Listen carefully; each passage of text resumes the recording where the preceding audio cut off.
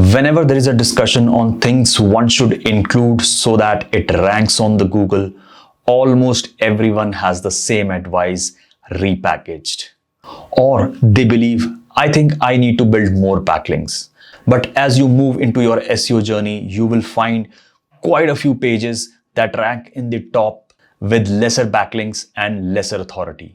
In today's video, I will share tips on how I approach on-page SEO when you have lesser authority and lesser backlinks. Hi, my name is Navdeep Soni. I am an SEO consultant, and on this channel, we break the myth that you cannot earn a handsome income online. Yes, you can rank with lesser number of backlinks or even with no link building effort, including having a low authority. But that does not mean you don't need to work on backlinks and build your authority. If high authority websites are fulfilling the user intent in all possible ways, you are going to face difficulty. A solid content brief with proper research is the backbone of any good article. And if you're not aware, I have already discussed how and what to include in a content brief in my previous video. You can check the link at the top and in the description. Now let us look into how you will weave around the article format you have decided on in the content brief. Your article will broadly revolve around primary keywords, secondary keywords, entities, and user intent. And now you must be wondering, I always advocate that keywords are an outdated concept, but they have made a comeback when you are actually writing an article. Let me make it clear. Keywords do not mean you need to start sprinkling keywords in your article for the sake of SEO and expecting it is going to work. No, it won't. These primary keywords and secondary keywords will help you to understand the intent of the user. Yes, you can still use primary keywords in your URL and in one of the headings to help Google understand what your article is all about. So now you must be wondering, what about secondary keywords? They are the supporting topics for your main keywords. Let us say we are writing an article about the best latte machine for home. This may be your primary keyword or main topic, but how and what kind of secondary keywords, topics, and entities you will need and eventually use in your article is the key. You need to use your domain knowledge and SEO tools to find supporting topics. If I have never used a latte machine, I know I have a disadvantage as compared to the other writers who use latte machine regularly. So by default, I need to put in extra effort to understand the topic from a user point of view and domain point of view. Just the way we discussed topic clusters in one of the videos, and link is in the description and at the top.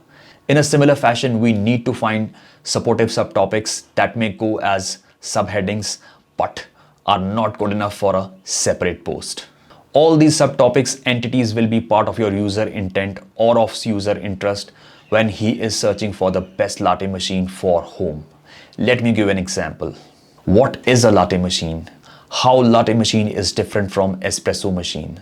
Things to consider while buying a latte machine. Latte versus cappuccino or espresso.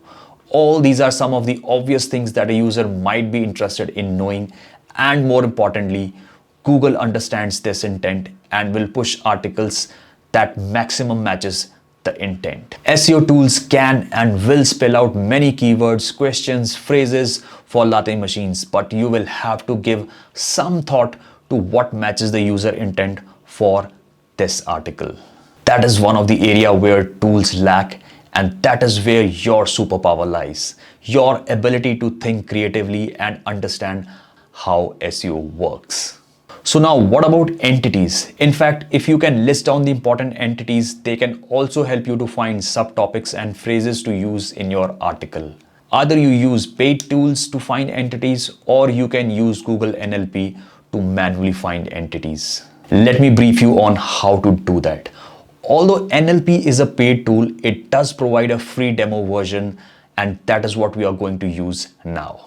All we have to do is find the top articles in the SERP for this keyword and one by one copy the entire text of the article into the demo and hit analyze. Google will list down some important phrases. Although the result may seem little complicated over here, but at this moment you have to concentrate on phrases that have Wikipedia articles associated with them.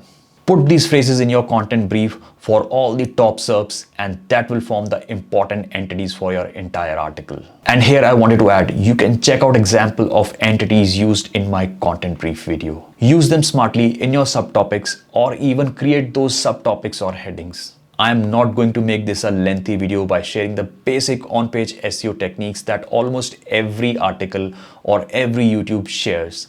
I'm sure you must be aware of them, or you can find them easily by a simple Google search. The idea of most of my videos is to share something unique and not that is already easily available with a simple Google search.